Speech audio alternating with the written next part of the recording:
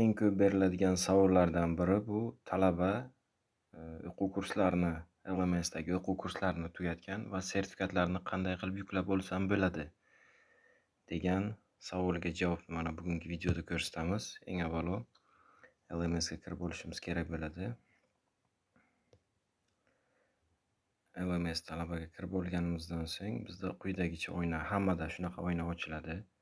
Mana chap tomon yuqoridagi uchtalik chiziqda bosadigan bo'lsak, bu yoqda mening aktiv kurslarim, men tugatgan kurslar va hokazolar.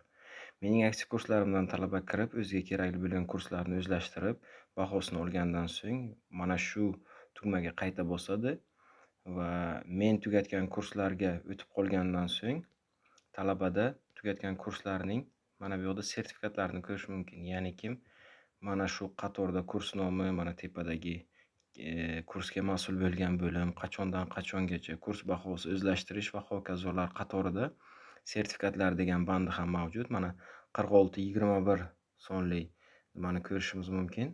Raqamni shunga bosadigan bo'lsak, demak, bizga o'sha fandan o'zlashtirgan sertifikatimizni chiqarib beradi. Shu orqali biz buni yuklab olish orqali